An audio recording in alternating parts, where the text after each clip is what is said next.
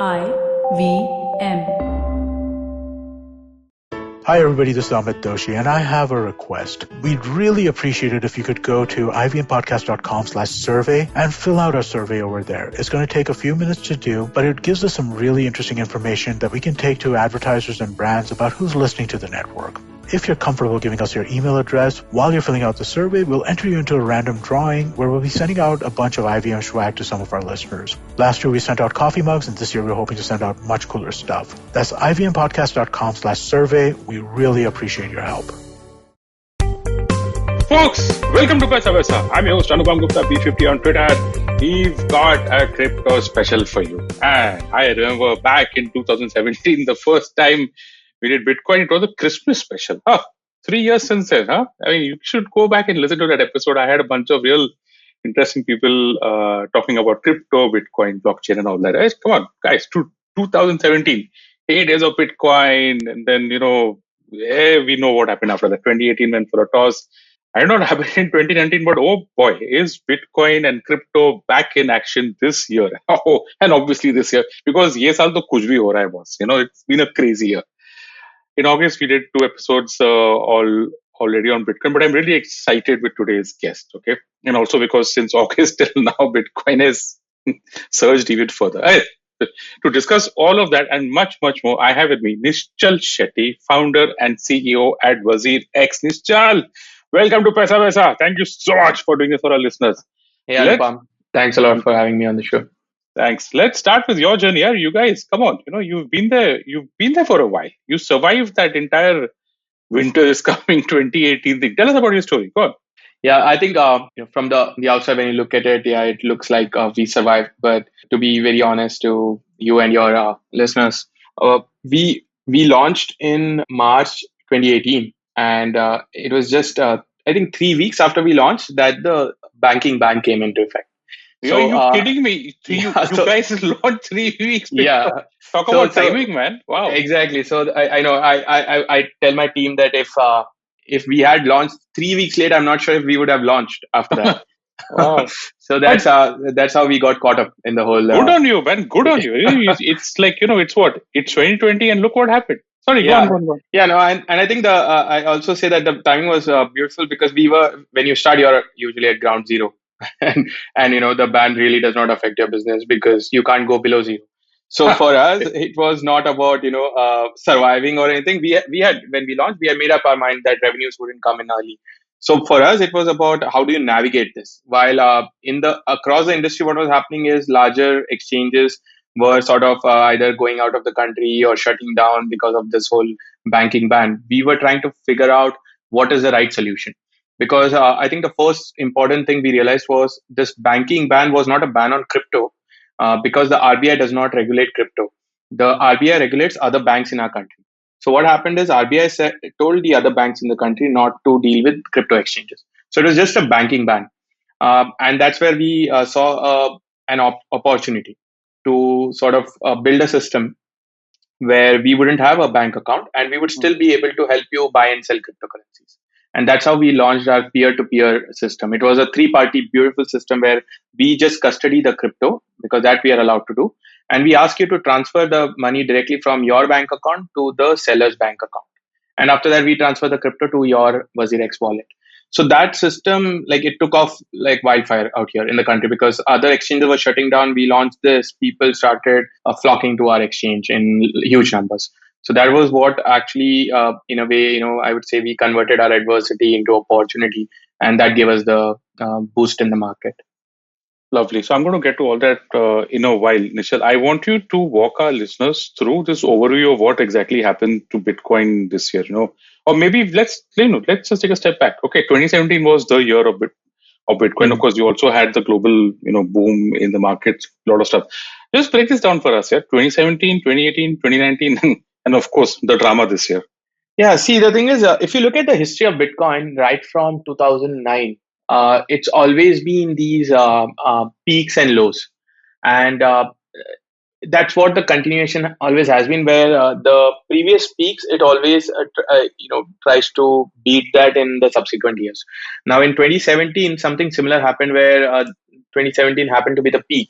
But I think one of the things that went wrong in 2017 was there was this madness to buy cryptocurrencies, buy Bitcoin especially.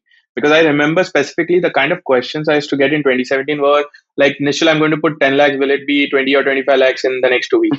So, that was the Man, prime, that was and that was true, by the way. That was yeah, happening. no, I have people who have come on. I mean, the internet was full of the hodl meme, HODL. Yeah, I mean, I don't know if you remember that because those were the heydays, man. It came from some forum. I think it was on Reddit or somewhere about Yeah. I'm holding or something. Go on. Yeah, a guy who was drunk and he misspelled it, and that became like a thing. Yeah. So yeah, I think that was and when so basically you had immense greed in the market in 2017, and what happens with greed is a lot of scams follow, and that is what happened because people take advantage. And soon after that, 2018, all of these, I would say the fake cryptocurrencies, the fake projects started emerging, and people realized that they're going to lose their money, and the market tanked. I would say that was a good thing because then 2018, 2019 was, you could look at it as a filtration process where all of these people who came in for the money, both sides, the investors as well as the projects, they all got filtered out because they could not survive. And the good projects that were really serious about the technology and people, investors who were into it for the long hold, were the ones who stayed back. And that led to like an amazing crypto ecosystem.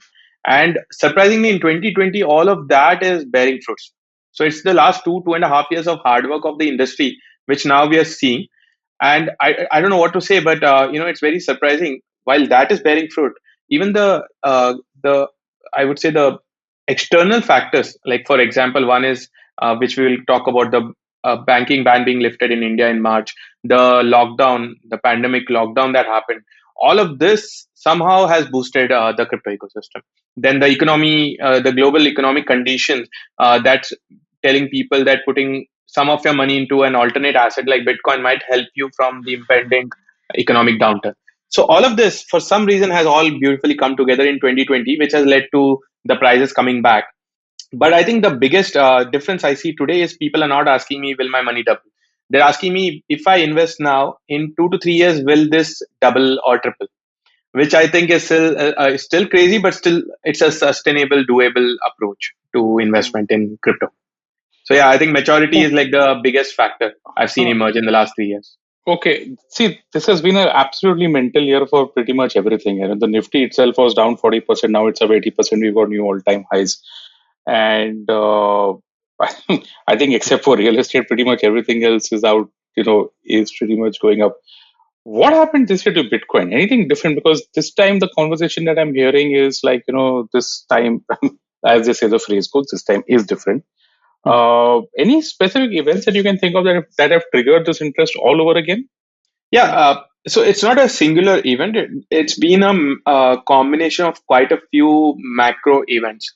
The first most important one was the Bitcoin halving that happened in May, which drastically cut down the supply of new Bitcoin that would be released into the market every day.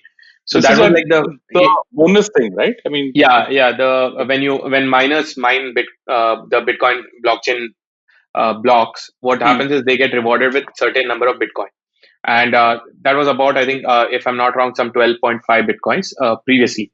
But in May 2020, it got halved to 6.25 Bitcoin every 10 minutes. So you can imagine that's the supply of Bitcoin coming into the market every 10 minutes. That got cut into half. So that was the first trigger for the supply crunch.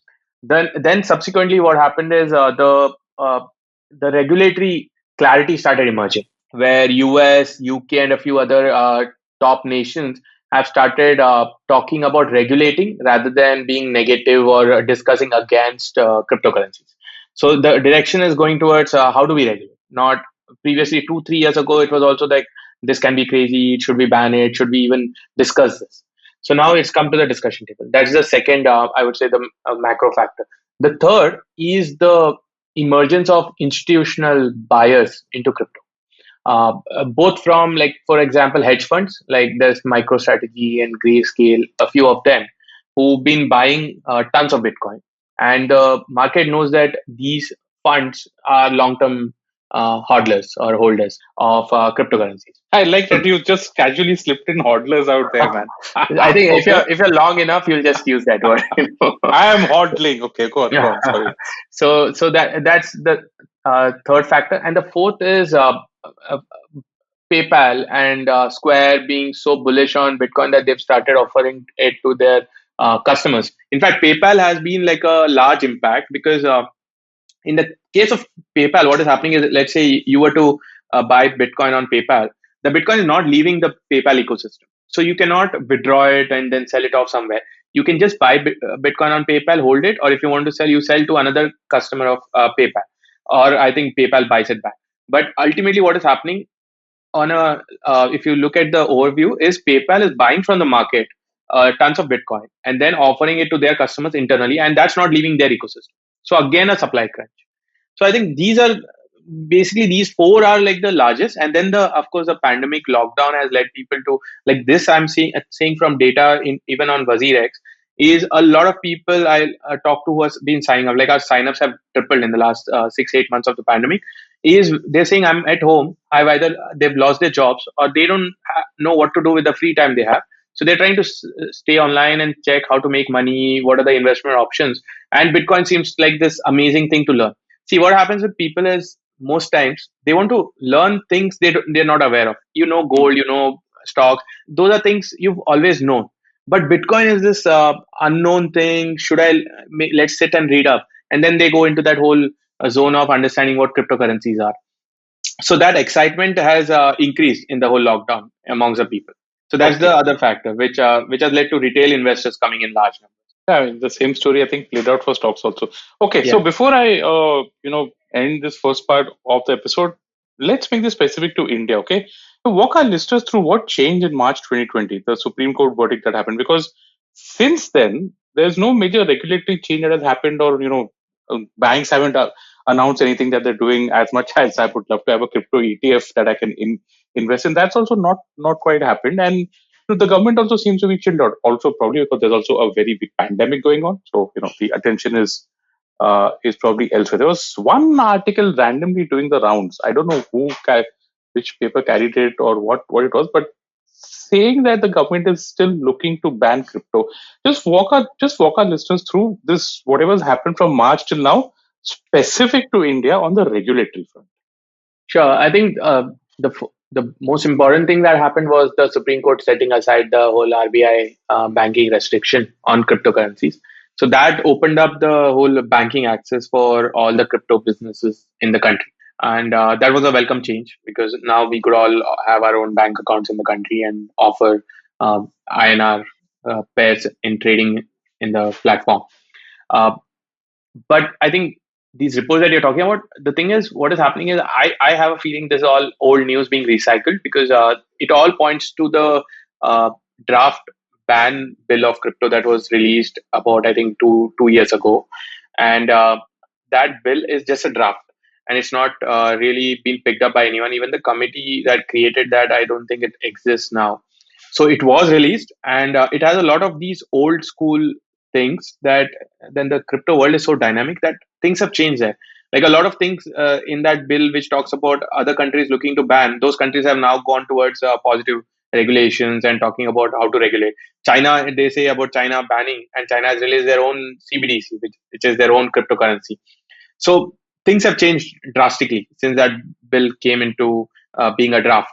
And I don't believe that that is in its present form. It's possible for that to go into parliament and be discussed. It's just very old school now. So I'm not very worried about regulation.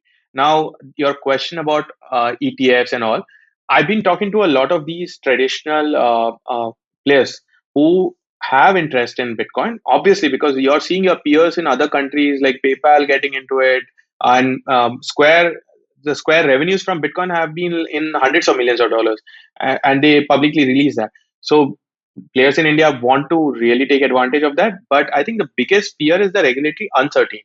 It's not about whether it will be banned or not. The thing is, many of these traditional players are regulated in the country and they don't want to get into crypto unless it is also regulated.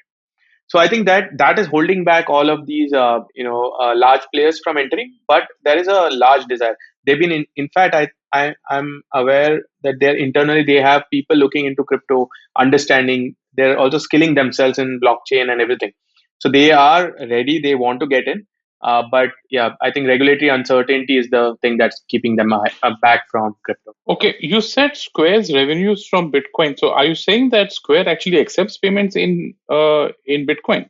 No, so Square allows you to buy Bitcoin on their platform. Okay, I didn't And know that. yeah, and they have whatever in between the spread they keep for themselves. Huh. So yeah, that's in the hundreds of millions Cool. now. Got it. I had no idea about that. So, okay, folks, that's a wrap on this first part of this episode with WazirX, Nischal Shetty, founder and CEO at WazirX. On the other side of this break, we're going to talk about specifics, okay, about how you transact in it, what's the safety level, how stuff works today. Maybe some of you are already doing this, so maybe, and maybe there are people who want to do it, and so there is a lot of stuff out there. We're also going to get Nishal's take on what his views are of for Bitcoin in the future. So don't go anywhere. We'll be right back. Nischal Shetty, founder and CEO at WazirX.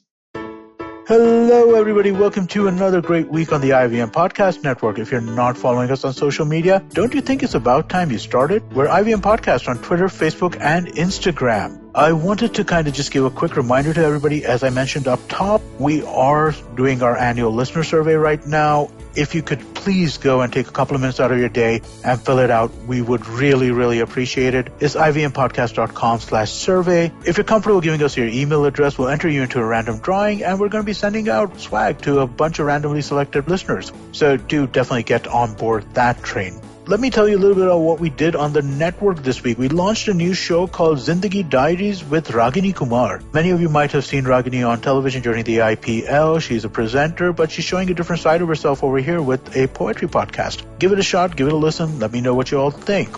Vishal Gondal is back this week after a while. He's been on an extended break, but he has Rahul Narvekar for the first episode. Really interesting conversation. Do check it out. Raji Saman joins Gauri Devidayal on This Round Is On Me to talk about the wine business and what's going on there.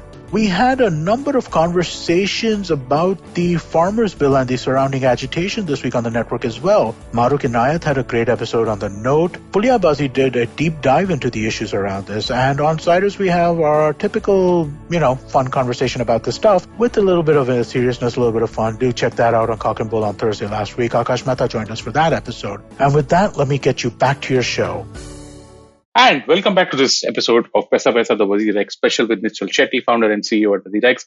On the first part of this episode, we spoke a lot about what's been happening on Bitcoin, on crypto, on regulation globally, in India, a lot of that. Now we're going to get into the uses and the actual practical part of Bitcoin. So Nischal, you guys have been running adoption campaigns and educating folks. First of all, where can our listeners read up more on this? Because if you guys are advocating this, and you're pushing this, I want our readers to read them, to read up for themselves everything about Bitcoin. So first, let's start with that. Where can they read about all of this? Sure. I think one of the things we do is we run a newsletter and it's the largest crypto newsletter in the country. And you can go to our blog and subscribe to that newsletter. The second is we've been doing this partnership with a lot of educational partners who specialize in crypto. So instead of just doing everything on our own, we're partnering with the ecosystem players who are into education, which again, you can go to our blog and you can find links to various education partners and you can choose the right one. So when you say blog, it is blog.wazirx.com. Am I right? Yes, that's correct. So guys, that's blog blog.wazirx. That's WAZIRX.com. Looks pretty good. It's like it's got a beginner's guide. What is DeFi? DeFi क्या होता है यार? DeFi is decentralized finance, where your traditional finance is you have a third party in between your banking institution. In DeFi, you don't have anyone; it's just peer to peer. You with the other party, and in between, you just have the blockchain. So there's no company that, for example, custodies your asset. Your asset is custodied directly on the blockchain, and someone else would, let's say, lending. In our traditional world, we have three party. You send to your bank will give to the borrower. In DeFi, you'll just have two party and the blockchain in between. You send your asset to the blockchain will automatically lend it to a different person. And I should do an entire episode or an entire series on this with you guys. So folks, Absolutely. You can talk a lot on that. yeah, blog.wazirx.com. It's a very nice, it's like a portal. It's got links to everything, all the content that's out there. Read it up. Okay. There's a lot of stuff to read out there if you want to understand the basics. I'm going to just cover a very, some few questions here from my side. But if you guys have anything, please check out blog.wazirx.com. There's even a Bitcoin white paper in Hindi. And what Nischal just spoke about, the education partners, all of that stuff is out there. Okay, so Nischal, now I'm going to go into some basic questions. Let's just walk through the entire process. Tell us that I'm someone new who doesn't know anything about this. How does WazirX help me, say, from the onboarding process all the way to the transaction process? Walk us through that. What all do I need to get started? Sure. So it's very simple. We have our mobile apps on Android, iOS, as well as the desktop and web app. So you can just go to www.wazirx.com or download that from the Play Store or the App Store.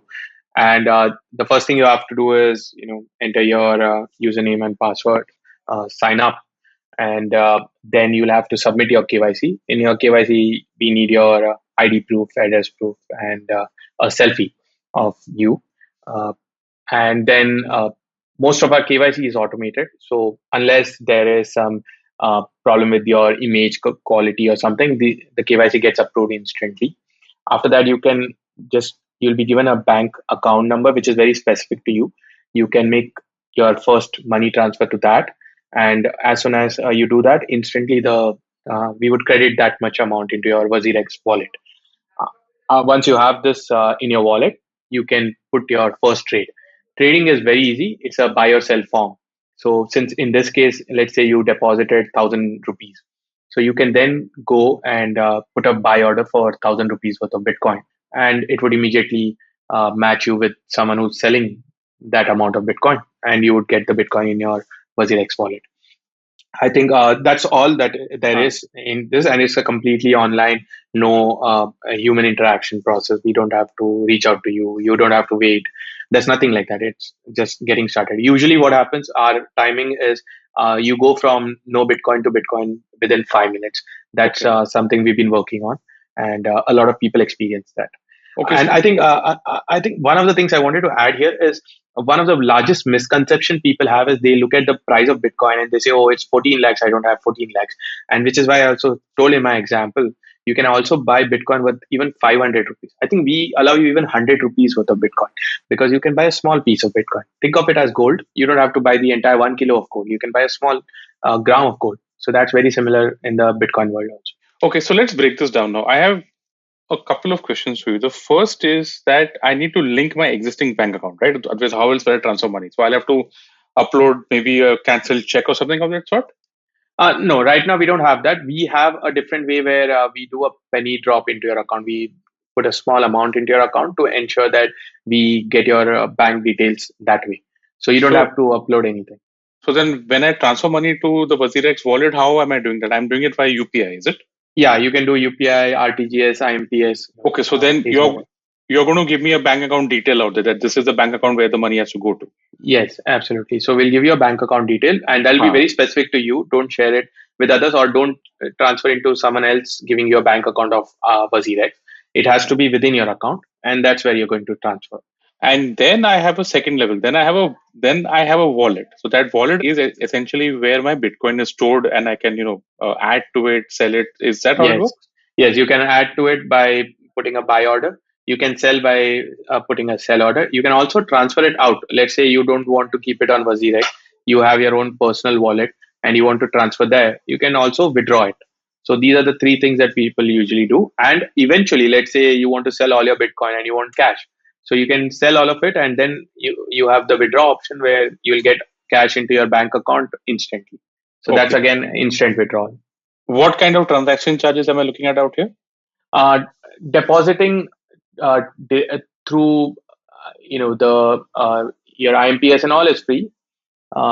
Transactions are at 0.1% fee. for every buy or sell order that you do.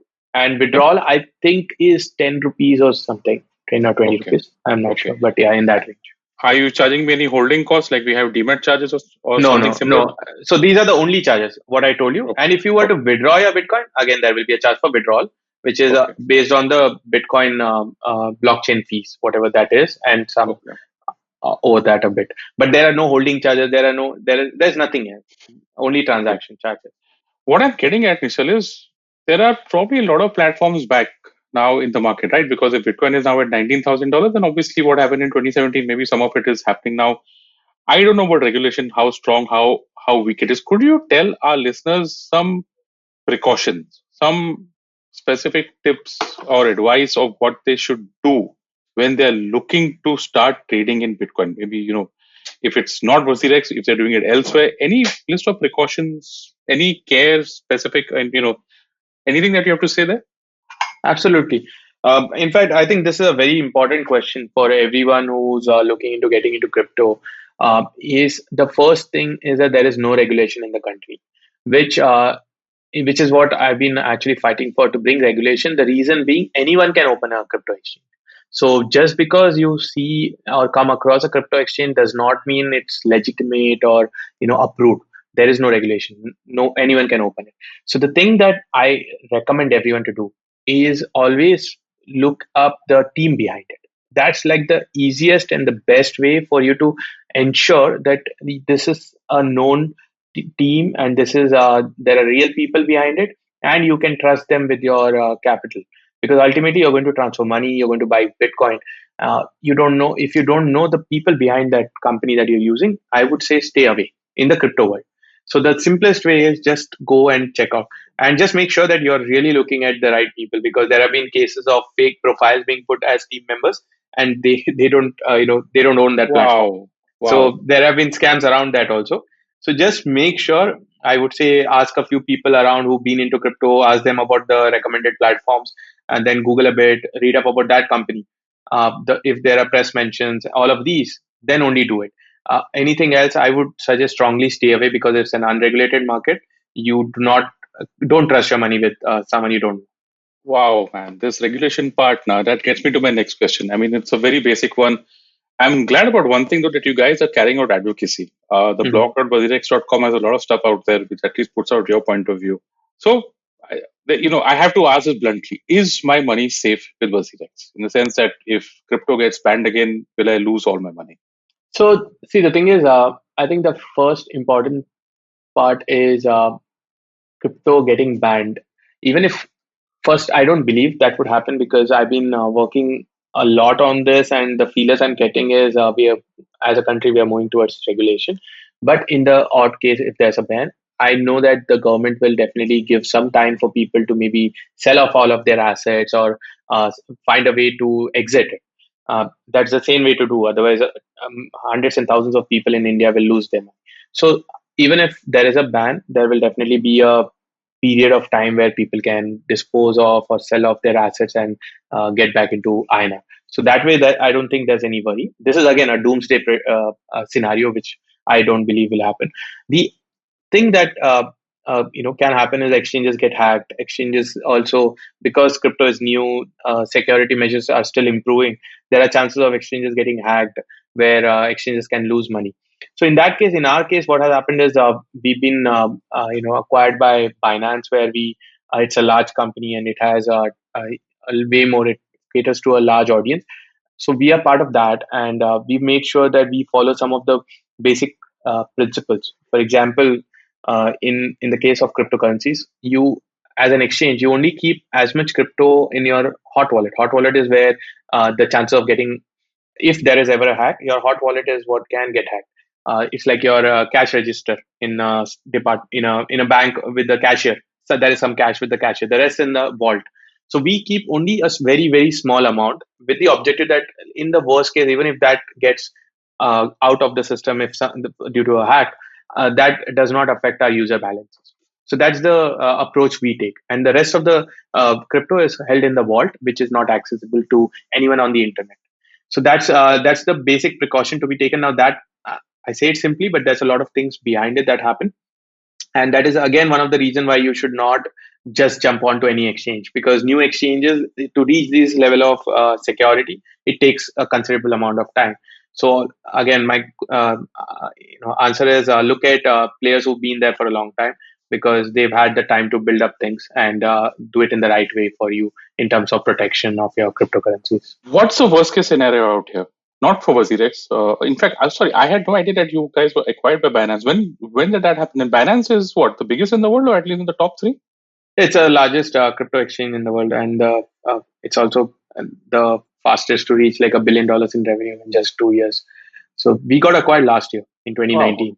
I didn't know that. Okay, so you're actually part of Binance now. Okay, Yeah. so what is the worst case scenario? Not for WazirX, but let's say that if someone, God forbid, if a listener gets into some kind of scammy exchange, what's the worst that can happen out here? Ground zero. I mean, you lose everything. That's Wow. like the Wow. worst case, So you're and saying, it has happened before. It's not, just a prediction, because. So I'll tell you, because there is no regulation, anyone can create a crypto exchange. So you magically have some websites that come up and say, deposit 10,000 rupees, you might get 15,000 worth of Bitcoin or 20,000 worth of Bitcoin. People will deposit the money, and then there's no Bitcoin on the other end. That's one way, eventually. wow. So there are a lot of ways. The other is, there are genuine exchanges, but they're new. They uh, don't think about security, and some hacker will hack into their exchange, then they don't have the bitcoins to give to people.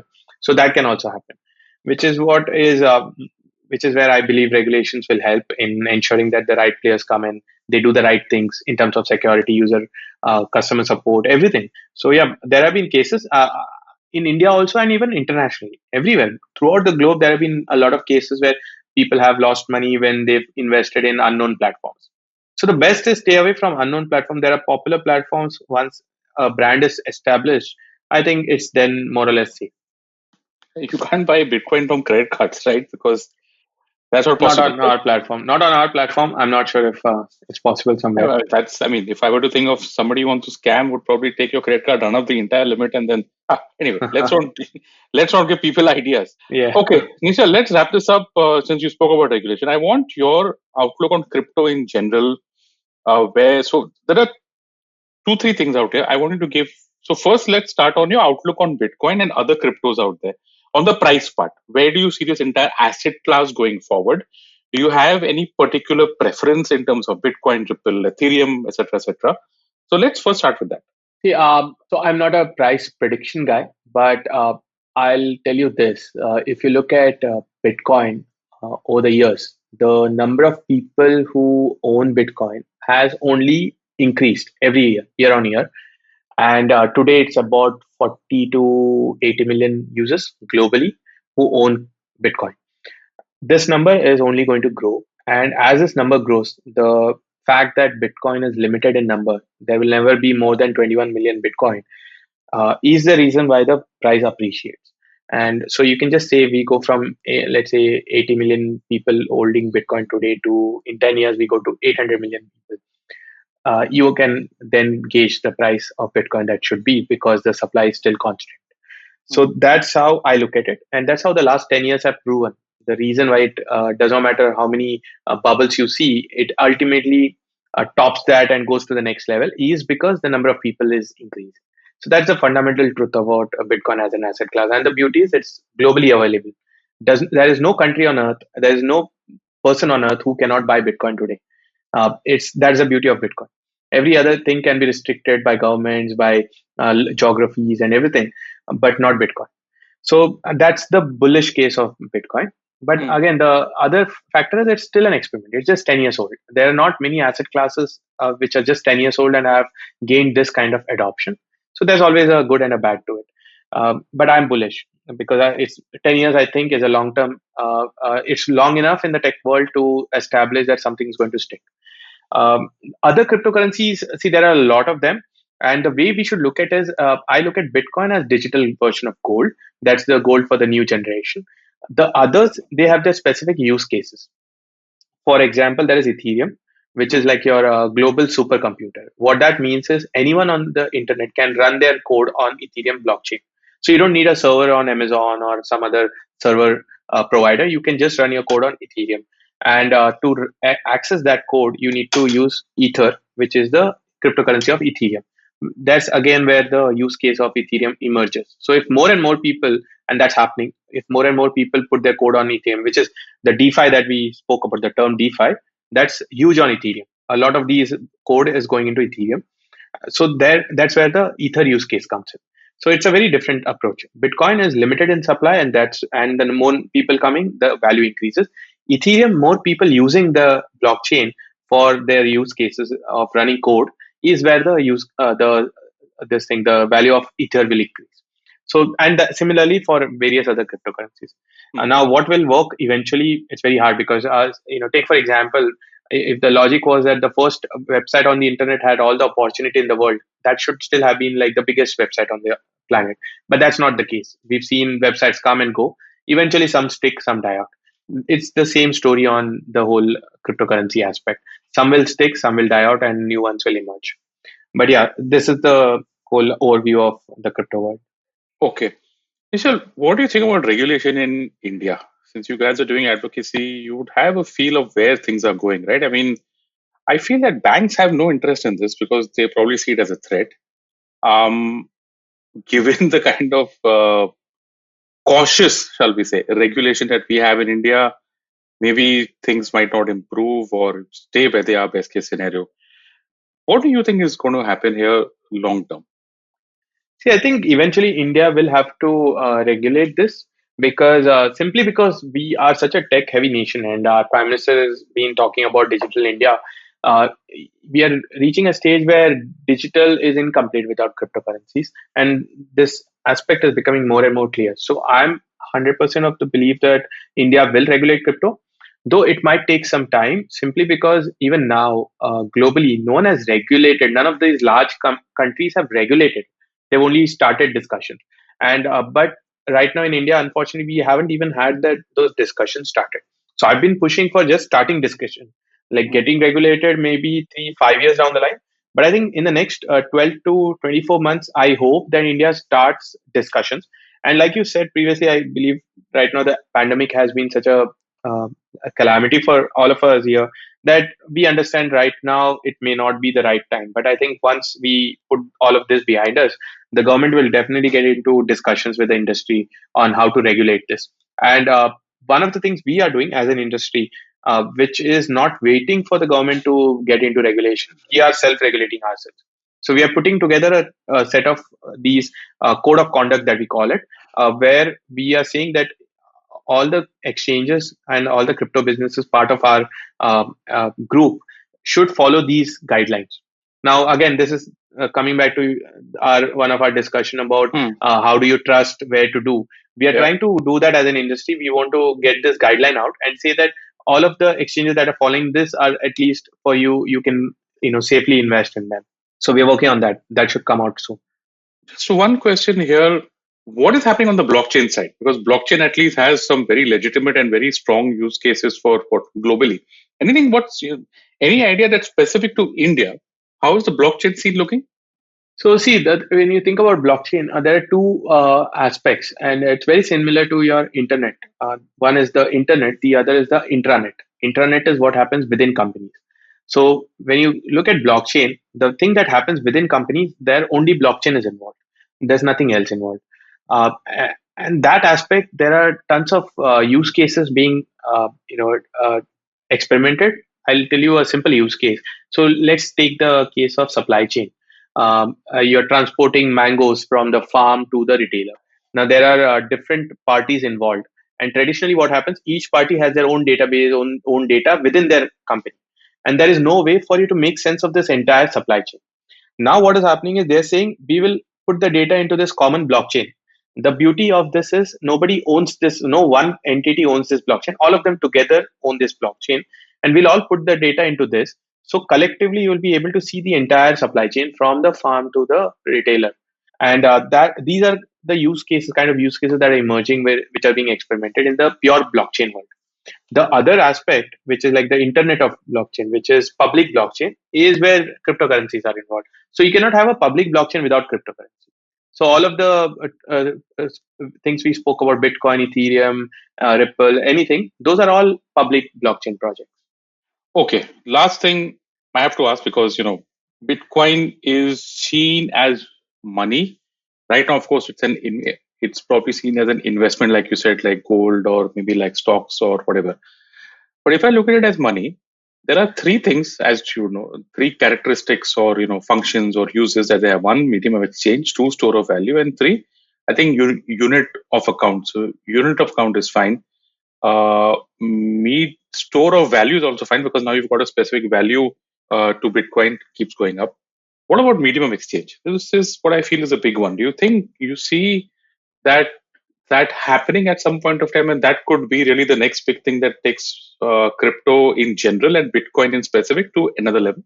See, maybe on a global level, yes, because if you look at, is there an easy way for you to instantly transfer or make a payment to someone sitting in Australia right now? If you and that person talk, except for using a wallet or a third party system, there's no peer to peer way. There has to be a middleman in between. So that is where the beauty of crypto as money or as payment comes in, peer to peer. If me and you want to send money directly today, the only way we can do that is crypto. We cannot do that with anything else, because on, let's say, rupee also, there's a three party. Our bank is involved. So this, I think, is going to be innovative. But if you look at the context of India, I think our Reserve Bank has done something beautiful. Is the solving the whole payment problem. Your UPI, it's made it zero, free, instant, and interbank. And I don't think you can't go below that. So, so I think in India, the within the ecosystem, the INR has solved it beautifully. But at a global scale, this will not be solved at all, simply because no one is going to agree on a common standard. And even if they do, there will always be these barriers of third parties. So that is where I think crypto will emerge as a player, where we will have a day when we will not think twice before sending money to someone on the internet, irrespective of their geography. That does not exist today. You have to take into account of several factors. I still don't know how to make transfers from my bank to someone else outside the country, because I know there's a long process to do that. But with Bitcoin, you can just instantly, it's just 2 minutes. You just send it to that person. So is that actually possible? Let's say that I have a friend of mine in Australia. Can I use WazirX for that? Yeah, you can use WazirX. You don't even need WazirX. You can just use the Bitcoin blockchain technically, and you can do that also. You have a wallet which is not under anyone's control but yours. You can send money from that wallet to your friend's wallet. You don't even need WazirX, by the way. Wow. We make it easy for you, but you don't need to. You can hold your Bitcoin in your own wallet, which means you are solely responsible for your Bitcoin, and you can send part of that to your friend, and he instantly gets it. So that's the money transfer on the internet, which is not possible otherwise. Lovely. Folks, how can you not support something that makes financial transactions easier at a lower cost, probably at zero cost all across the world? So when you look at it from that limited prism, then obviously this is something phenomenal that's ready to happen. But remember, do your own research, do your own do your own hard work before jumping into anything new. And like I had said, and like Nischal had said, the blog, the place to learn more about this is blog.wazirx.com. There's a lot of reading stuff out there for you guys to discover. Please make your own decisions and think carefully before taking any jump into something new. But this has been an exciting episode. My guest, Nischal Shetty, founder and CEO at WazirX. Nischal, I really wish you guys all the best. If this picks up, if this gains traction, if this becomes bigger in the long term, assuming that people, the usage stays true to what Satoshi's original dream was, and this can change everything. What's your thoughts on that? Absolutely. I think I'm excited about this whole. See, this is seen as like the Web 3.0, the new financial ecosystem being created. And I think what I'm excited about is the financial world we know right now. It will grow 10x if crypto emerges as a new financial layer on the internet. So I'm very excited about that. It's going to do a lot of good, not just to our local economy, but the entire global economy. Yes. So yeah, looking forward to that. I look forward to that as well. I wish you guys all the very best. And folks, that is a wrap on this episode of Paisa Vaisa. My guest, Nischal Shetty, founder, CEO at WazirX. Like I said, the blog is blog.wazirx.com. Nischal, thank you so much for doing this for our listeners. Thanks a lot for inviting me on the show, Anupam. This was fun. Sure. Thank you. And listeners, if you like this podcast, don't forget to check out other interesting podcasts on the IBM network. You can listen to us on the IBM Podcast app or ibmpodcast.com. You can also follow us on our social media. We are IBM Podcast on Twitter and Instagram. And if you want to reach out to me, I'm your host, Anupam Gupta, B50 on Twitter. Thank you so much for listening to Paisa Vaisa. No material on the show should be considered as financial advice. The material on the show is for informational purposes only. Please consult a financial advisor before taking any investment decision. जिंदगी diaries के पन्नों में कुछ पुरानी यादें, समुंदर किनारे झूमते दरख्त, जवान दिल की धड़कनें और अनजान मुलाकातें हैं। तो आइए खोलिए मेरे साथ जिंदगी डायरी के पन्ने और साथ ही खुलकर जीते हैं जिंदगी। आप सुन सकते हैं जिंदगी डायरीज IBM पॉडकास्ट ऐप या वेबसाइट पर या जहां कहीं से भी आप अपने पॉडकास्ट सुनते हो। How aware do you think you are of your laws and rights? Do you look up to laws when you are caught up in situations? Do you know what your rights are when you're stuck somewhere bad? Well, here's a show that can help you move an inch closer to being aware of what your rights are. Tune into Know Your Qanoon with me, Amber Rana. This is a podcast meant to answer all your law-related queries. Catch Know Your Qanoon every week on the IBM website or the app or anywhere you get your podcast from.